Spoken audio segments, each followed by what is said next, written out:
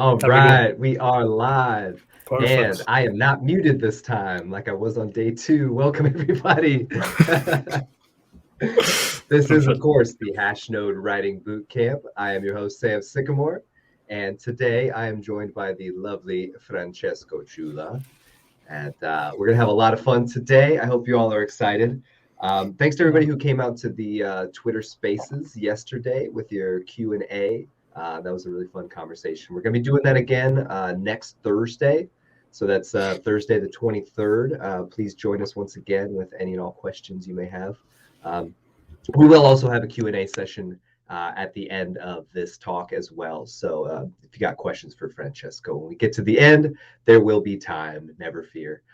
So today, like I said, I am joined, of course, in case it's not obvious, by our friend Francesco, who is going to talk to us. We're going to have a conversation. This is going to be a little bit different than the presentations we've had up to this point. This will be more like a conversation between buds about what is personal branding, how does it work, why should you care about it, and everything else in between. So without further ado, let's get into it. Francesco, buongiorno. Hey there. Hey there. Thank you so much. Thank you for this format because I had no time to create a presentation. This is the main reason. Thank you, Sam. Thank you, Yeah, everybody. totally. Yeah. Thanks for being here. Yeah, for who doesn't know me, I'm Francesco. I'm from Rome. I'm 38, so still not 40. And I am a developer advocate for Tiny Stacks. I am a Twitter addicted, Twitter space addicted. I'm on YouTube. I love Hashnode. I've tried this, I think, 1 year ago. Yes, I'm here today to talk freely. And finally, to be honest, I am a guest because yesterday I've been a host and for 8 people. We have had a very huge live event for the DockerCon official event. And here I am, Sam. So I'm here finally to answer some questions because people are annoyed to listen to me making questions. So yeah, and you look great. You look great. Oh, you're too kind, too kind. This is not sponsored by Free Code Camp, but I have the mug, by the way. Yeah. Beautiful. We love it. We're big fans of Free Code Camp around here. Yeah. Cool. Well, yeah, thanks so much for being here. I'm really excited about this. So I guess the best place to start would just be to let's come to a consensus about what do we mean when we say personal branding? Like what does that mean to you? Yeah. Okay. So honestly, when I've seen that the title of this talk, how can we say about that? I went on Wikipedia. I checked to see what is personal branding, and you can check the definition. But for me, personal branding is really how you put yourself out on social media, and of course, you can either monetize that, find a job. So there could be different reasons. Maybe you want to just relax. Nothing wrong with that. It's important to have an idea. For example, if you just post a picture of cats and dogs, it will be great, but maybe it's hard to find a job because you're not exposing your technical skills, for example. So it's really about how you put yourself out. It's strange that you ask me to be in this panel because I have not that much experience. 2 years ago, I had 0 online presence.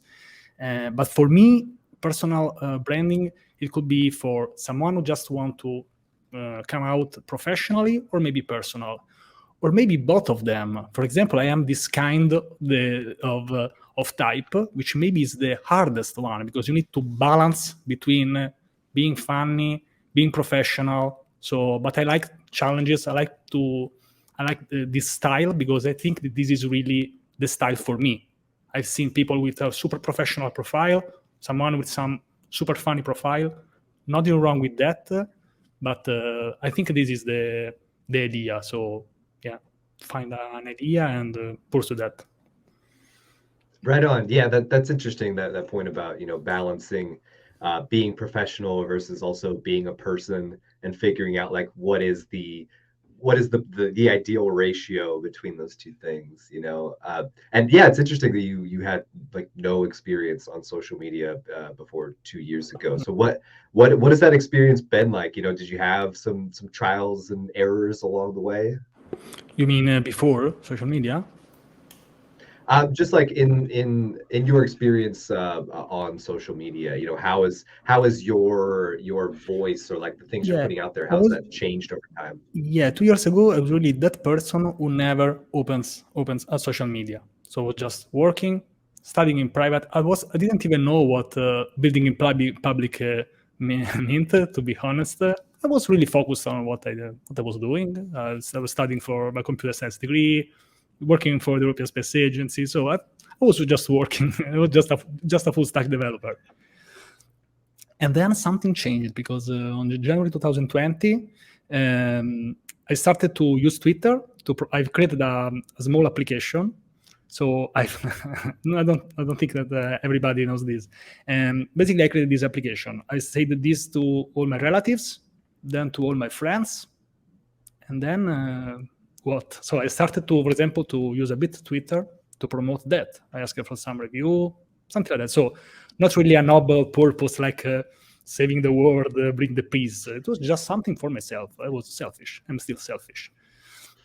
But after a while, I've started to see that there are amazing people, a lot of developers on Twitter. So I made the decision to just follow all developers. 99% of the people that I'm currently following are developers, or maybe have been in the past. And yeah, so basically I made like, I don't know, I don't want to call this a strategy. It's more for me to focus on something, because I've noticed that on Twitter usually is a mess. There is political, sport, a lot of stuff. And of course you can check all of them, but I've decided to just focus on what maybe could be useful for me. This doesn't mean that I want something super professional. For example, also if we make like programming jokes, I made memes for months during the lockdown, for example. But at least we are connected between developers. If I make a joke about development, for example, today is Friday, I could make a great joke, and which is, of course, don't apply today because it's Friday. And so this is the idea, to just focus on what now I know that it's called tech Twitter. I didn't even know that this was a thing, to be honest. Yeah, I love that. And that I've had similar experiences as well, just trying to figure out like, yeah, number one, like where is my community? Where can I find those people? How do I interact with them? And how do I befriend them? Because that's what it ultimately comes down to, is we're making friends. And so, but then, it's one thing to be a person on Twitter.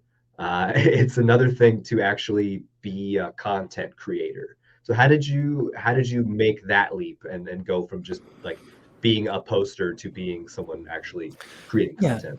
Yeah, to be honest, I think it took me like 2 months to start creating content. So I went from zero. January, on March, I think I've created my very first article. I should know it was not a thing yet, so I made my first article on another platform. And basically, it really changed my mind. If I can say something, just 5 minutes, I'll be fast.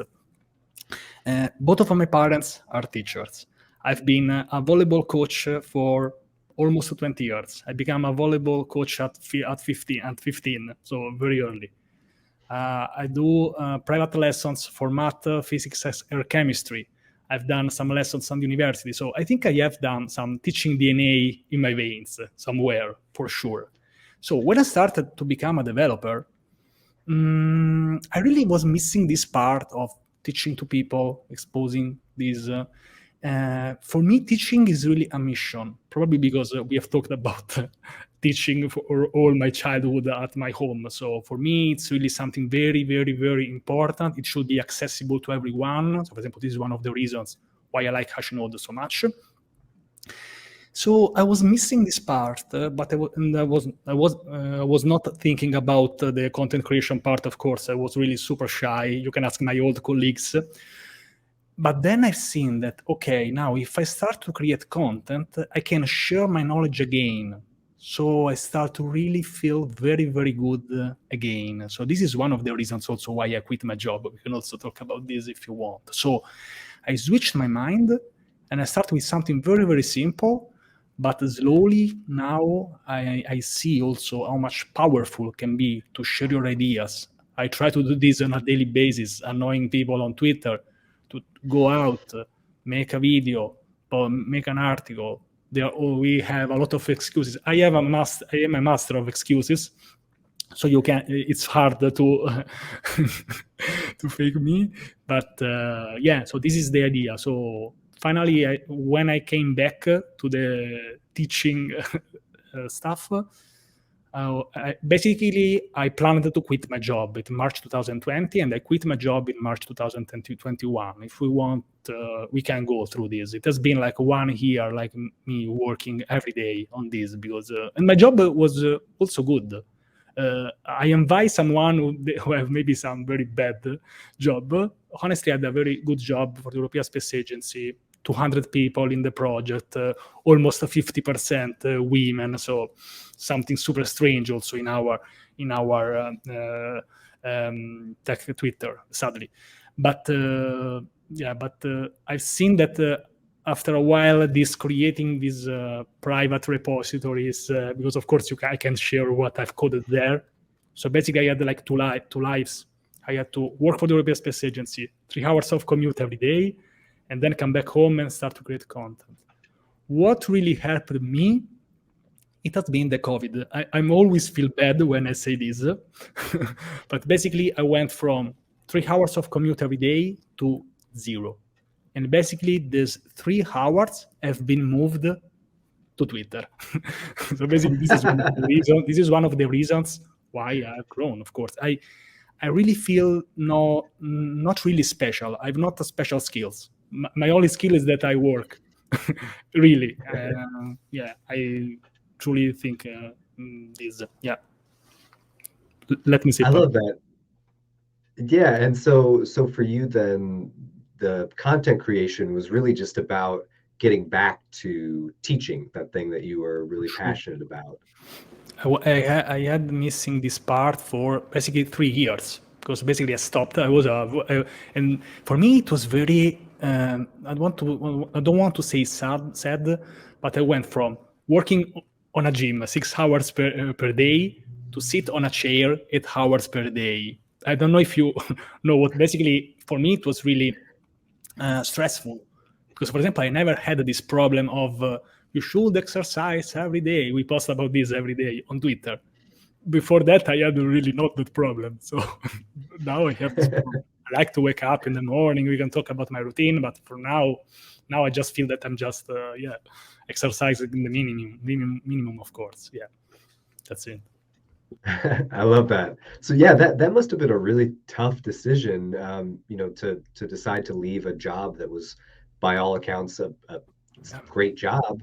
Like what was it? Just the idea of like, being able to teach, being your own boss? Like what were the primary motivators there, would you say?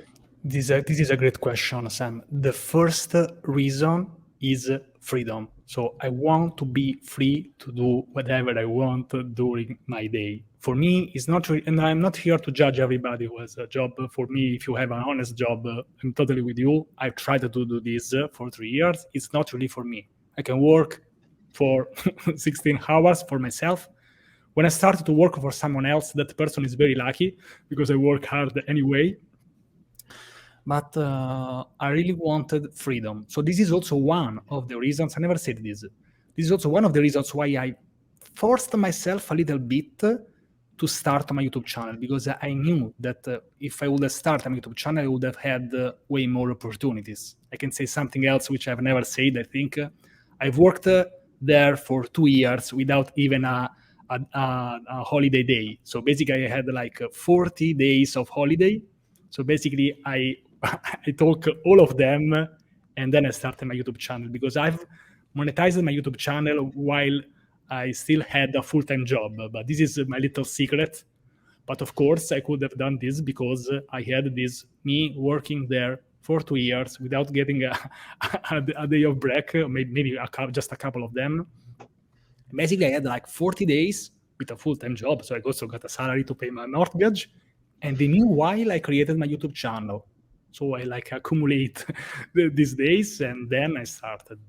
So I'm not really special. I've just piled up some holidays, and I've used that instead of just maybe take a vacation, to start a YouTube channel and making those running videos and other stuff. Yeah. I see. Yeah, that's definitely a wise approach. I think a lot of people have big ideas. I'm definitely one of those people who, prefers freedom and autonomy in work over just about anything else. And it's really easy to get into or to buy into that idea of like, oh, well, just quit your job tomorrow and start a YouTube channel and you'll be famous overnight. But like Yeah, the for sure. reality is it takes a lot of time and a lot of work. Yeah.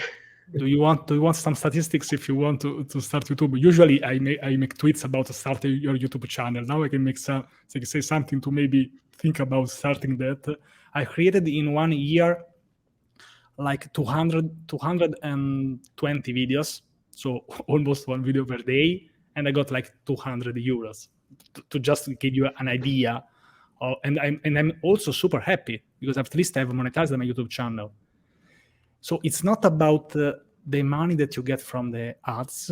Don't focus on that, trust me, but more about this can really open up to a lot of opportunities. For example, now I'm a developer advocate and I'm creating videos for another channel. So also editing. And I want to point out that I never edited a video before my YouTube channel. I had really zero experience with videos. Maybe when I was like a child, when I was like 8, I liked to record my cousins, but yeah, I remember that I bought an old phone, and I'm not showing this, and that phone had a really bad front camera, and I bought this in January 2020, and I said, no, maybe I don't even need the front-end camera, and I'll never use that. Instead of I made I think like some thousands of videos with that phone. Yeah, so yeah, that's it. Right on. I love that. And yeah, I think that's a really important point that you make there that's worth underscoring, which is that, content creation is not necessarily the way that you are going to, make money or like get good opportunities. It's more of like it's almost like a resume booster if you look at it that way. I totally agree with this. You can be super successful without being a content creator. I don't think that Elon Musk is a content creator, but also we can take Shaquille, for example, as an example. So maybe the most important thing that I always say, don't just create content just because everyone is creating content. So you should focus on something, create a series, even just maybe let's make just an exception for the very first one, because for me it's more important to start. Maybe if you want to start, you can also make an article about whatever you want, but you should not just creating content just for the sake of creating content. You can focus on something and create your content based on your experience, what you're studying, because we have limited time in our days. It's also and also creating content is different by having an online presence. You can create a great article, but maybe you don't have an online presence, so you need the help maybe of someone, me or someone maybe who has more followers than you that can help you. And it's usually not that easy because we get like a lot of notifications. So I try, for example, to find out new people, but for me, going one by one is super hard. Yeah. Yeah, I'm glad you brought up that point about, the difference between creating content versus having an online presence, and that those two things are not necessarily one and the same. They're two separate pursuits. They can inform one another, but they are definitely two different things that require their own work. So you've had a lot of success on Twitter. Very, very well known in the tech Twitter community. Do you have any advice for people? Like how do you stand out on a platform like Twitter? This is a great question. I think that first of all, you need to dedicate some time. I don't think that you can get out of this, maybe if you are already famous, but first of all, you think that this is at least a part-time job if you want to stand out, of course. Otherwise, you just go onto it. Then I suggest I make super funny videos, but my personal advice is that if you're just getting started, first of all, focus on create valuable content, engage with people, bigger accounts, whatever you want. I've also made a funny video about that. For example, you can make engagement and stuff, but the most important thing is try to be helpful. So the most important thing is to try to help someone in any ways. First give and then ask. Don't just spam like retweet this stuff if you don't know someone, because also people, we are connected each other. It doesn't work this way. So first, sometimes I should make a video about this. So if you want to stand out, go on social media, help people for 2 months, and you will see a total switch on how people approach you. When I started this in January 2020, just was thinking about, okay, let's help someone else, so just interact with them. And then people will just slowly start to follow you. And these things are connected, because the more people are following you, the more you are, you have a moral boost to create something. You know that if you create an article, some people will read that, some people will watch that video. I want to be super honest, I'm not very good even at making videos. I have some experience now, but there are people who are super experienced, more experienced than me. Maybe they have also less audience. If you have an audience, this can help you, of course. It's not enough if you make something very bad, but I think that the things should go together.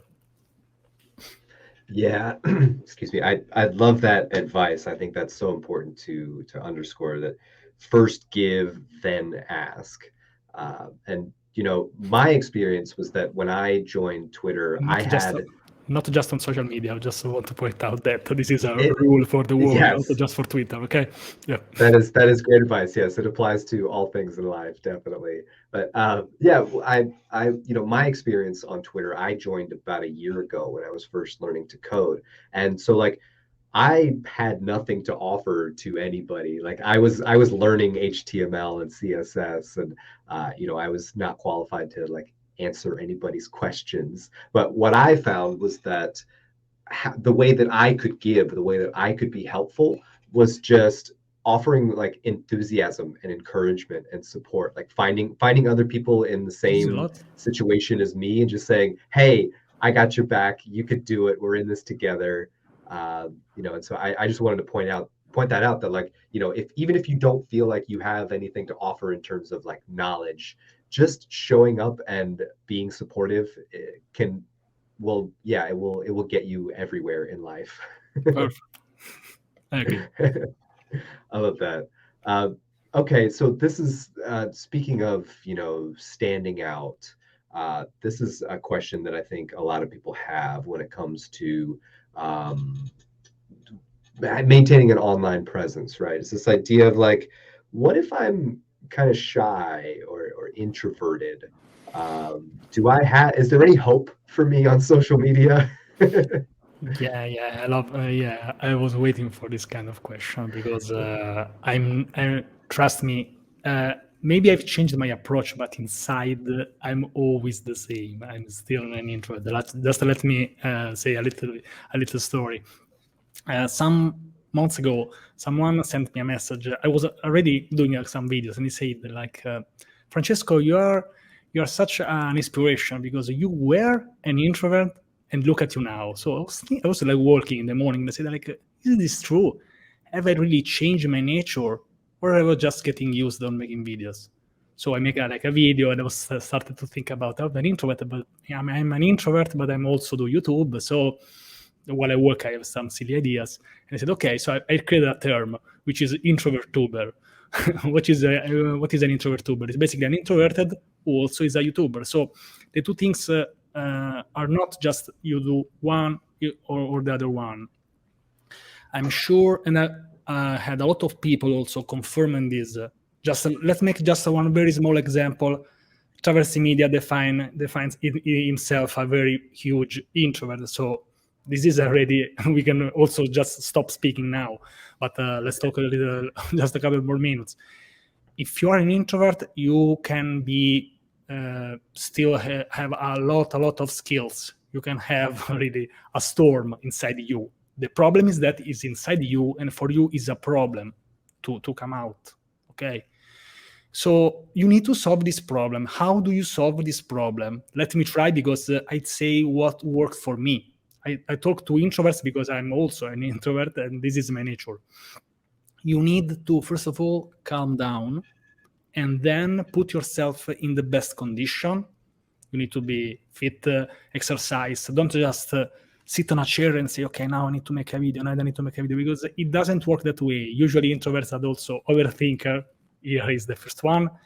So you need to calm down, take little steps. Maybe, for example, what I did, I'm not joking. I started to post some pictures of myself in some Twitter groups. So it's something different, but in just giving this to all real friends or your parents. But you start to understand, for example, what works, what doesn't work. You start maybe do a silly face, you put some glasses. But this is, I can see this as an exercise. And slowly, day by day, you will start making some videos. This could also be related to articles, of course, because I also seen some people also with problems in just coming out with articles. Let me also say this, Sam, sorry, but for me, being an introvert and starting a YouTube channel or videos, and also being super related. So when I started making some videos, I went to one of my very extroverted friends, and I said, "Oh, why I made a YouTube channel? Why are not you doing this too? You are super extrovert." And he said, "Yes, Francesco, I'm an extrovert, but it's not about how I am, but it's more about that I fear the judgment of the people." So in that moment, I understood that it's not about being an introvert or not, but it's more about that you could fear what people say about you. Let me say this because this can be helpful. This is sad, but this is could also be helpful. The sad truth is that in the end, very few people care about what you do. This is sad, but we can take this as an advice to just start, because maybe we are fearing, maybe someone will see that error in that video. Probably what will happen that nobody will watch that video. So yeah, this is sad, but this could also be a good reason to just start. And what I also say sometimes is that the earlier the better. The earlier you start, the more time you will have to make mistakes, to improve. I wanted to start a YouTube channel 10 years ago.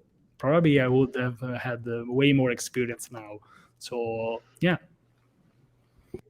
I love that. Yeah, and I can definitely relate to all of that as well. I think people are surprised when they find out that I am a very introverted person, which I just think of as, of like the introvert thing. Like for me, it's about like I really enjoy being in front of people and chatting and interacting with folks, but like at the end of this event, I'm going to need a couple hours to recharge because I'm going to be just completely drained from giving this everything that I've got.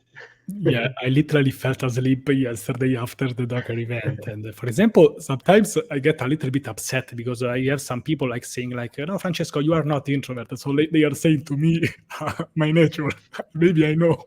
I know about my nature more than you. Sometimes I think we confuse like being an introvert, being shy, feeling the judgment. So it's totally different thing. There is Albert, I can't remember the surname, but he made a very good explanation. Basically what you said, an introvert is a person who recharges by staying alone. An extrovert recharges by staying with people. And I'm an introvert. I'm sure 100% that it is like this. After this event, I think that I go to rest. Of course, because this has also been an hard week. So this is not gonna change. I can say that it changed the way I stay in front of a camera. This changed, but the thing that I need to recharge after, for example, doing this event, we are almost 200. We are close. Call your friends. Come on, let's go to 200. So yeah, but it's great. It's great. No, and of course, having a great host as you, Sam, makes everything easier. So I don't have to prepare some slides. Thank you so much again. Of course, you're too kind. So, moving on to your day job as a developer advocate. How has that impacted your personal branding, your online presence, and everything we've been talking about? Okay, this is a great question. To be honest, I wanted to start this developer advocate position, but my idea is not to start to reach out like 1,000 of companies and say, "Hey, I'm here.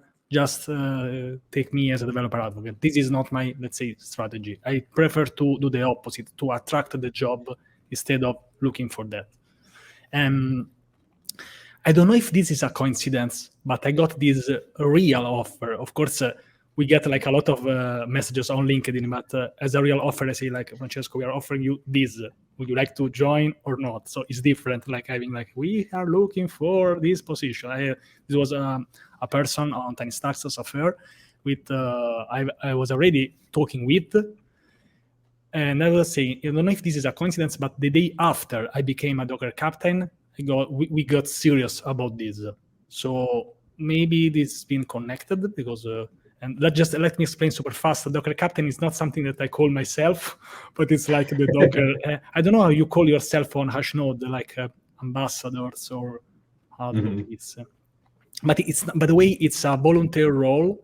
So it's like, you have like, you work for Docker in some ways. For example, yesterday I made this live event as a host, for example, but there are like 30 in the world, I think, something like that. So yeah, I'm very proud. This was one of my 5 years goal. Instead, after 2 months, they called me, Docker called me, William, said, would you like to become a Docker captain?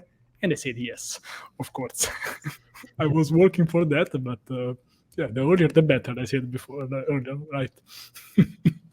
That's amazing. I love that. Yeah, I mean, I think that really goes to show that when you are intentional about how you present yourself online, and you're intentional about being helpful and being clear about what it is that you offer to the world, like people will notice and people will come to you with opportunities.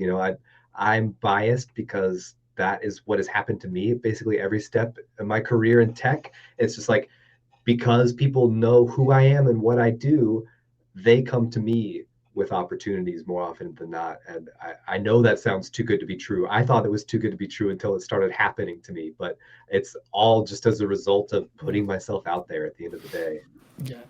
And then just let me talk about this developer advocate position. I'm kind of new of this position. I made this 3 months now. Yeah, on the 5th of October, it will be 3 months. Yeah. This is really a dream position because basically I'm connecting the content creation part with an actual job, because this is a job. I'm there as a consultant. They offered me a full-time job, but I resisted. So I stayed like as a consultant because I want to be, as I said, like freedom for me. It's that the first place. But still, it's great. I released a video today on their channel, for example. I create content. I talk. For example, what we are also using. And I'm not saying this because we are on a Hashnode channel, but we are using the Hashnode team feature, which is basically is still in a private beta. So you need to talk with maybe Sam or Fel or Fazil. No, how do you call him? Syed. Fazil. Sorry. Maybe he's lurking in the video call and we will drop him. For me, it's always hard to pronounce names. So basically, this is a feature which allows you as a team to create articles. For example, we are 3 people. We are creating content, and we can work on the same account with 3 different people. And for example, this is very useful. This was really a feature that we were looking for example. So, and I really love this idea to share your content while you also get paid for that. And let me say one thing. Of course, you are paying for creating content. This doesn't mean that you don't agree with the content. The opposite. You should never be a developer advocate just because it's the new thing in town. Because if I start promoting something that I don't like, I think that after 3 months, you stop being on social. So, for example, this company works with Docker and AWS. So it's a perfect fit for me. So This is very important. You should not just being a developer advocate just because it's cool. Okay, you need, you should check that company, see if you're aligned. For example, I like that they are not super promotional. They are working hard. They've worked on AWS for 7 years. So they have a lot of experience. They miss this content creation and relation part. So I'm working on this side, for example. So I totally agree with them. It's a great experience for me. And now I also feel that I have more free time to make some funny videos. Maybe you have noticed that in the last month. This is a reason. If I was working for the European Space Agency, I would have never had the time to also create just some funny videos. I would have just created my usual technical content. Yeah. I love that. Yeah, I think developer advocacy has definitely become very popular in the last year or so. I had never encountered that term until maybe 6 months ago, and then somebody asked me to be a developer advocate, and it's a great career path for anybody who is interested in content creation, interested in teaching, being in front of an audience, and that kind of thing. Yeah, and for example, I think one of the best things of being a developer advocate is that you can talk with other developer advocates. So, for example, it will be great to create something. Let's keep in touch, because if you can create something, collaborations between my company and Hashnode, it would be great, for example. So let's work on this. Maybe not in this moment, but this is one of my favorite parts, because I really like. Maybe you have noticed that I really like to talk one-on-one with people. Maybe you have noticed that watching my YouTube channel. So I love to do that. I post a lot of interviews. I posted one today with Insha. So this role is a perfect fit for me. Yeah, for now. I love that. Yeah, that's been my experience as well. Is that when I kind of stepped into this realm, now I'm doing marketing for Hashnode, which is related, adjacent to developer advocacy. Mm-hmm. I found that I really loved making those connections. I think it's super fun to just slide into somebody's DMs and be like, hey, Francesco, you want to do a video with me next week? Whatever. For you, Sam, now that you have saved me from making this presentation, I can't say no to you. If you propose something, I have to say yes. I love it. I'll have to get started on my YouTube channel ASAP. Nice. So I'm really curious. I checked out your the community that you're building on Discord. I would love to know more about that and how it relates to your personal brand and everything that you're doing. Yeah, thank you for asking me this. Let me say the long story short. I created this community on December 2021, but I had still a full-time job. So basically, after some time, I had not time to dedicate to that. I don't like to say this. Let's say that I've prioritized that down, because saying that we have no time is basically an excuse. But in this last 4 months, I want to focus on this on a daily basis. And we are back. We are more than 700. We have already a working website made with the Next.js and URL. It's an open source project. We are creating collaborations there. So, and we have, for example, a video call each Saturday. For example, if someone would like to join. We are doing this. I've been doing this for 2 weeks now. We also some guests, some time. So I'm also working on this part. I'm trying to bring someone more important. And the main idea of this community is that I've noticed this problem on Twitter and all social media, that, as I said before, there are super valuable people. They create super valuable content, but they don't have time to also have an online presence, basically because maybe, I don't know, they have families, some stuff to do. So it's very hard to balance. I could have done this because I've worked on this during the lockdown. I still have no kids. For me, if you are a parent, you are a superhero of the dev community, by the way. And I always say this. So the idea of this community is to save people some time, because time is precious. So if we have some ideas, you can share your ideas, you can amplify you can either post some links of your articles and videos in some dedicated channels. So this is also never hurts. You can participate, create some projects together. We are also close to the Oktoberfest, so we are also organizing this, giving maybe some support. And yeah, so this is the idea, because, and also, let me say this, I live in Italy, and probably I could also find some job, even without an online presence. I can find a way to live in some ways. But I've noticed that there are some countries in the world when maybe being a content creator can really make the difference between life and death. So for them, being a content creator, it means a lot. So this is one of the reasons why I want to create a community of people from all over the world. Whoever wants can join. We have no rules about joining, of course. The only rule is that we can't create content for you.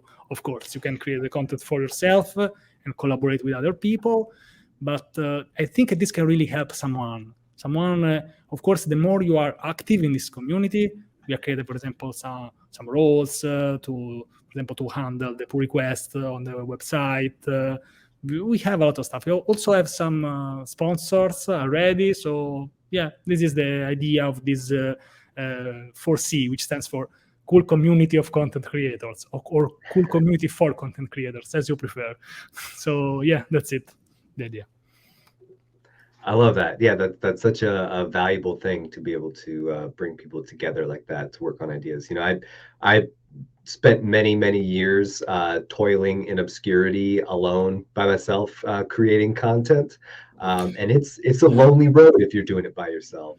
Yeah, and to be honest, now I am regretting I should have started to create this community maybe before. So, and I always say this, when you regret it, you should have started earlier, you are on the right path. So I think that I'm on the right path now. And also let me say this, not because I'm on a Hashnode event, but a lot of our content creators are super fans of Hashnode. I am the first one, of course. So we also post links of your article. So this is, I think this is a good place you could take a look. Yeah. I love that. Yeah. Anything, of course. Yeah. Beautiful. Well, yeah, while we've still got you here, I would love to move on to some Q&A from the audience.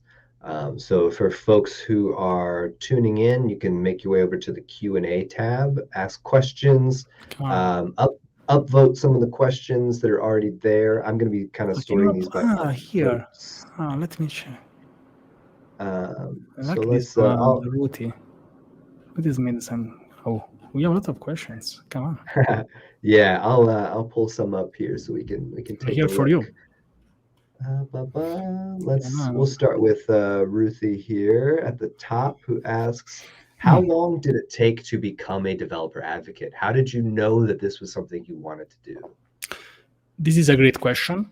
I think that I don't know if I've been lucky or maybe I had good timing. Let me just say this again. So basically, I had this idea, I think, to being a developer advocate. I think when I quit my job. So I had this idea. So I quit my job on April, 1st of April. So it was not an April Fool.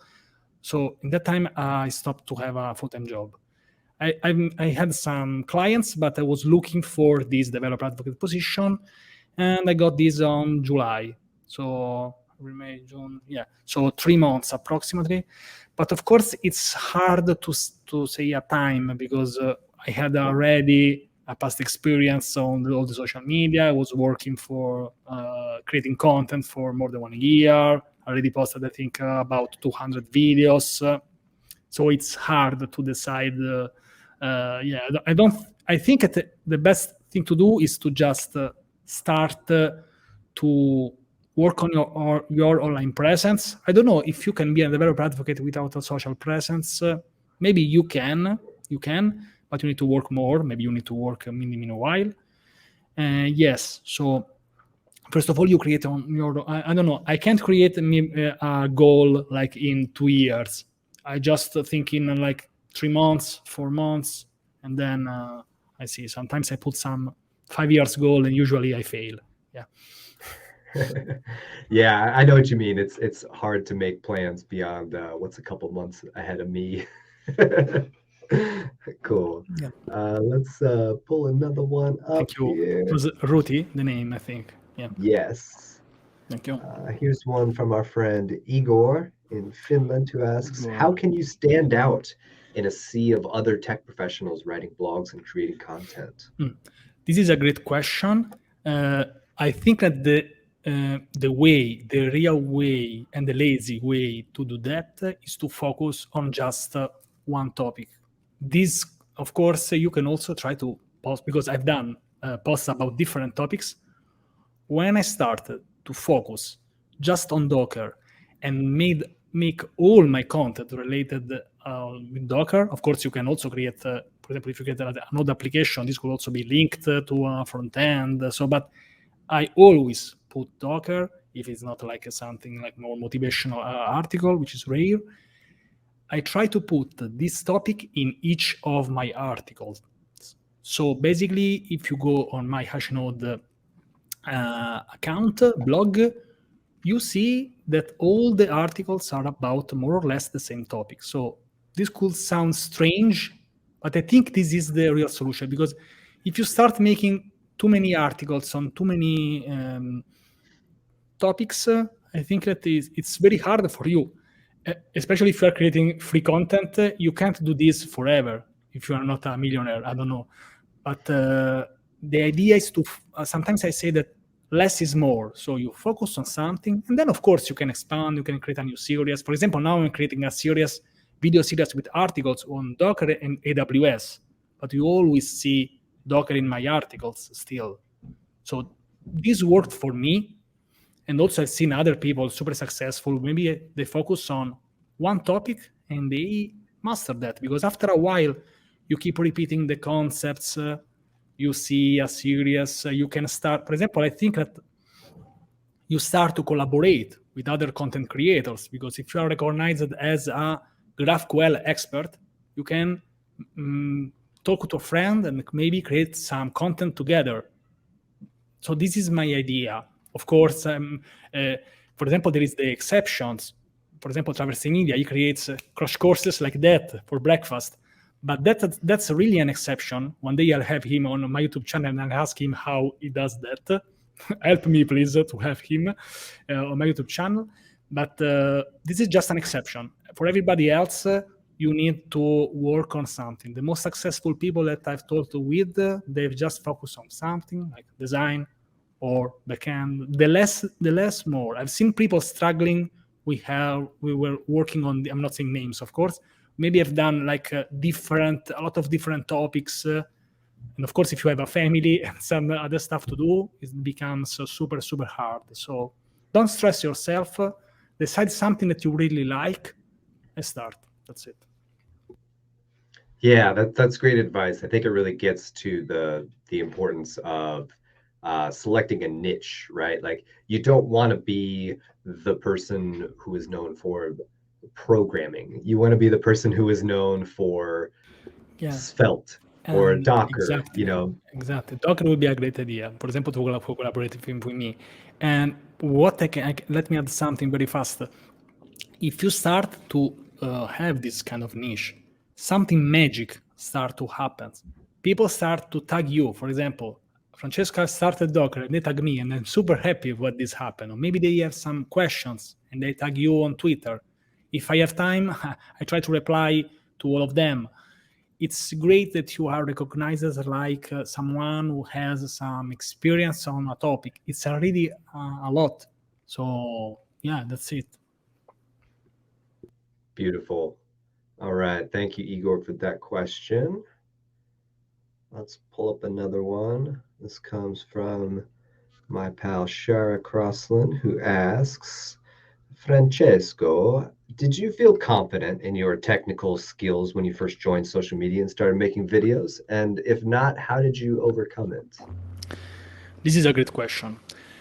I've been working for 3 years for the European Space Agency, so I was really confident about my skills. Maybe it was a lie, I don't know, but I was very confident about my technical skills, but zero confidence about putting this skill out. So they are two different things. You can be a great singer under the shower, But if you want to make a video while you sing, it's a total different thing. I need to use this analogy again some days. So first of all, when I joined social media, I had not this idea to become this content creator, making videos, being here with Sam and Hashnode. It was out of my league. So I think that there are two different things. You can be super, I know people that are super technical, but for example, they have not a YouTube channel. So the two things are not connected, to be honest. And to overcome making videos, there is really no secret. You need to work every day and get the user to talk to this strange object. That's it. No secret. So I'm sorry, there is no secret. I love that. Yeah, so in terms of like content creation and speaking in front of people, I got my start as a radio DJ, which if you think talking into a camera is weird, it is even weirder to sit alone in a room looking at nothing, staring at a wall with a microphone in front of you and trying to pretend like there are people listening to you. It's very bizarre and very, very weird. It takes a lot of time to get used to. Yeah, I think if you don't have like this animation like we have now that we are talking, you can really go mad because you see, if you're muted, I don't even know. Yeah, exactly. Yeah, I love that. Great advice. The main thing is just getting out there and then, getting outside of your comfort zone, being okay with pushing yourself outside of your comfort zone. Yeah, the secret is go baby steps, little by little every day. This is the secret. It's like exercising. You can't do this in one day. You need to give yourself the right time, but improve every day. Don't stop. If you're starting to put some selfie, to record some videos for yourself, don't stop. Keep going. Keep going to the gym every day. Absolutely. Great advice. All right, let's get another one up here. This comes in from our friend Marco in Spain. Maybe it's Italian. No, Spain, but the name is Italian. Marco Cevoli. Yeah. Marco, who asks, how did you choose your niche at the very beginning? You just started with the topics that interested you, or did you deliberately choose a subject after researching hot topics in your subject area? This is very easy because I've been studying Docker 3 years before, on a daily basis, 3 years before joining social media. So I had to be honest, this is a great question. Maybe I had the different approach. So I was like studying Docker on myself and I said, maybe it's better to tweet about JavaScript because there are more people involved in JavaScript. So for example, I made this mistake. At the beginning, I've chosen a niche based on the other people and not myself. After a while, I said, no, I need to create the content based on my needs. And of course, I can even create CSS tips if you want. I can go on a site and create some very good CSS tips. But this is not for me. It's not for what I want to do. So for me, it has been the opposite. At some point, I decided, okay, I'll start putting out some Docker content. The first post, I got like 5 likes, even with like 10,000 followers, because some people, they were a bit confused, like say, okay, what is Docker? So for them, what's really strange. But I kept every day, and after 1.5 years, I also became a Docker captain, super happy about that. So for me, it has been the opposite. I should have started with Docker since the beginning. Yeah. Yeah, that's great advice. I would add, from my experience, I got started as a writer in the music industry, which when you're writing about music, it's basically 100% researching hot topics. You're always chasing the latest trend. And in my experience, I completely burned out as a result of just that like constant churn, constant like, what is the next big thing? What is the next hot thing? It's like, no, I just want to focus on the stuff that I like that isn't gonna like change tomorrow. Absolutely. Yeah, great. Cool. Thanks for that question, Marco. Let's this of Mike. I'm trying to upvote the questions that I like. Of course, the easiest one to answer, also the shortest. No. I see.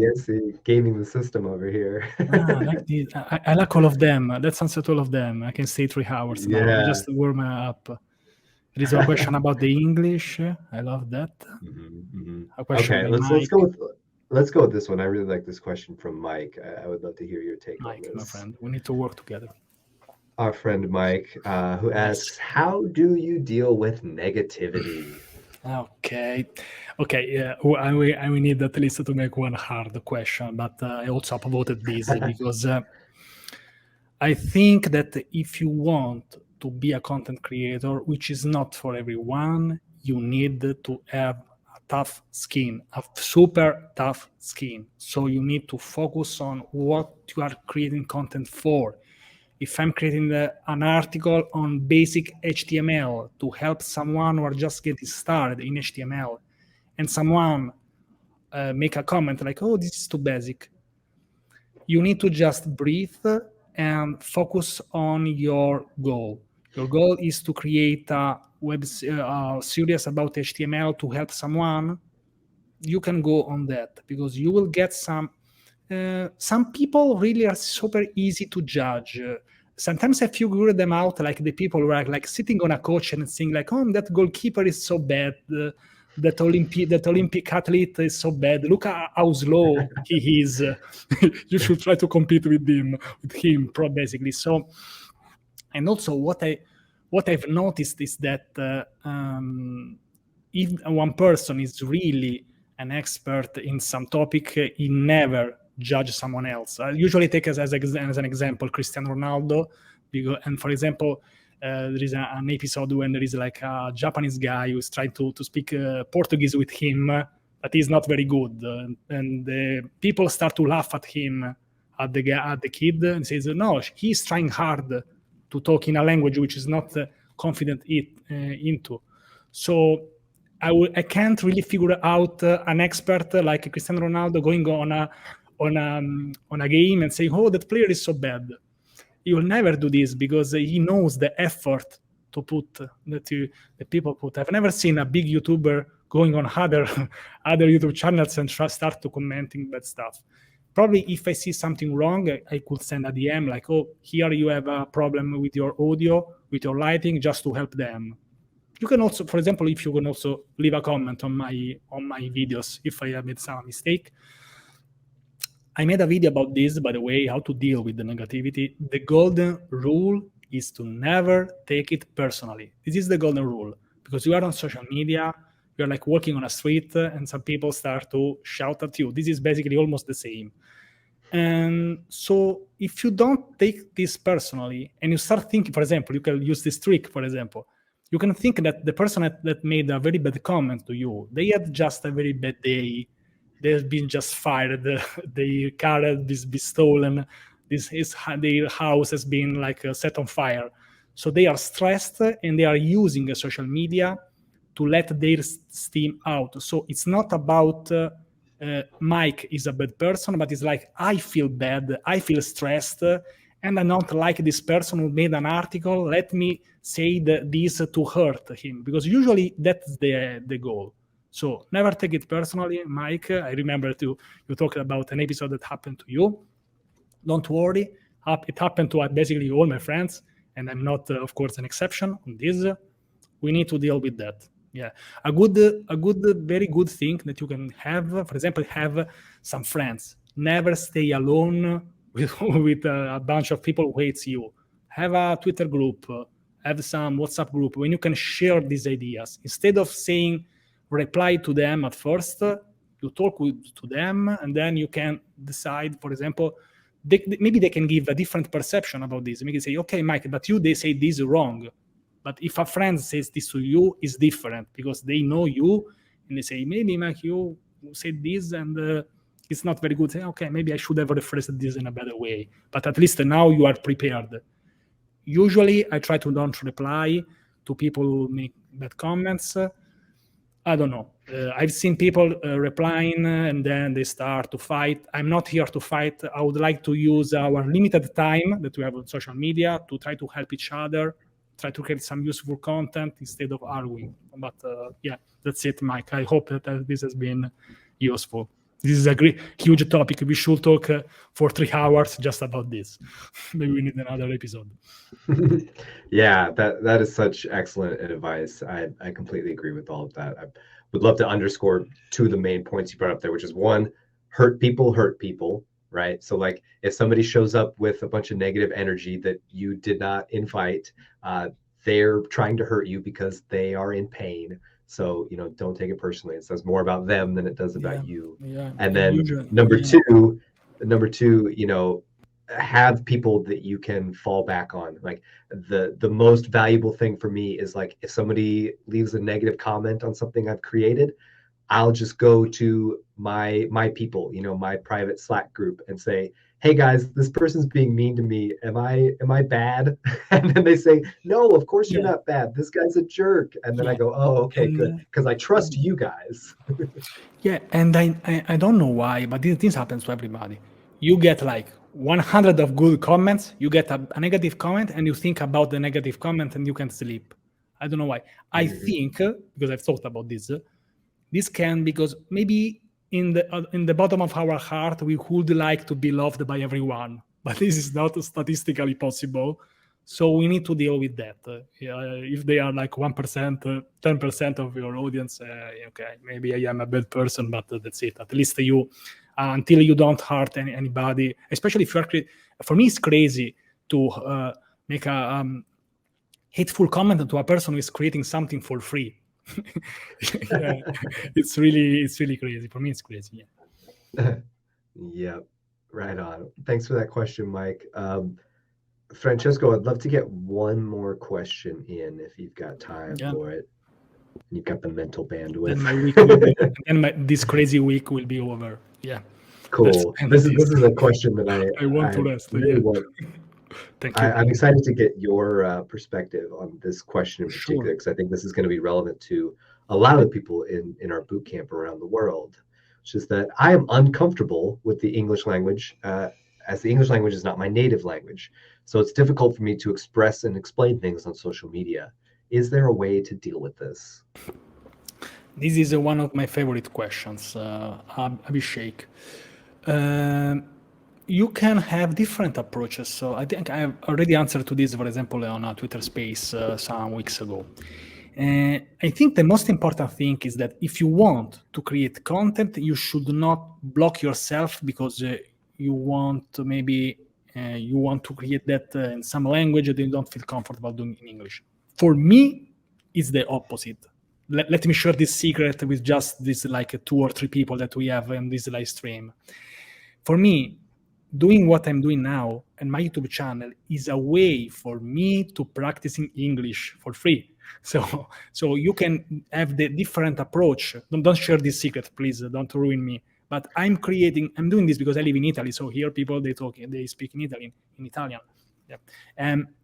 So you can have the different approach. You use the social media to make practice for free. You can make a Twitter space. You can talk with your friends. You can even make private video calls. Nothing wrong with that. And I always had this idea to create my YouTube channel in English. And also my Twitter account has always been in English. I have some Italian friends, but they are very few. And also most of them, they also tweet in English. So don't make this like a blocker. It's better to create content in your own native language instead of don't create content at all. For example, I have a friend in Italy which is super successful on Twitch, Fabio Biondi. He has like 300 of paid subscribers on Twitch. I can't remember the name. And I've been 2 times as a guest. We've spoken in Italian on his channel. Nothing wrong with that. So the most important thing is to start creating content. Of course, especially for IT and development, our main language is English. So you will have some advantages. So that's it. But don't make the language be like a blocker, but more something that you can use to share with your audience. Yeah, this is my idea. Maybe just one thing: don't mix languages in your social media. For example, one of the main reasons why sometimes I follow people is that they start to tweet in a different language that I can't understand. For me, it becomes very very hard for me to follow what they say. So maybe decide a language. You can even go with your native. I don't know where are you from, Nepal, or even go with English. But yeah, that's it. Cool. Yeah, I think that's great advice. I would just add, from the Hashnode perspective, Hashnode was making big moves and doing cool things for quite some time before they ever hired me as their first native English speaker on the marketing team. So if Hashnode can get to where we are now without any native English speakers on the team, then I think there's hope for us all. Yeah, of course. Perfect. Very cool. All right. Well, we should wrap up here. Francesco, thank you so much for making the time for this. This has been a real pleasure. Thank you, Sam. Thank you, Sam. This has been really great. This has been great being a guest finally. And share. I think that I shared also something that I never shared before. So this is great for everyone. Yeah, that's it. Perfect. Awesome. Yeah, thank you so much for being here. I'll include links to all of your stuff around the internet in our Discord Thank channel you. for the boot camp. So come join us in the boot camp for Discord channel. You can also get lots of feedback, meet some other people in the community. We'd love to see you there. So before we wrap up, I should let you all know about the writing prompt to go along with this particular session. So for day 3, what I'm asking you to do is pick a niche, however you'd like to say it. Decide what is the niche that you want to be known for as a writer, and give us an article on that topic. Whatever you're thinking about, it could be an introductory article, it could be something for advanced, like any level. Just what is the thing you want to be known for? Let's see an article about that. And we will return on Monday, September 20th at the same time as always. We'll be joined by the lovely Catherine Peterson, who's going to tell us how to use social media to follow her. She's amazing.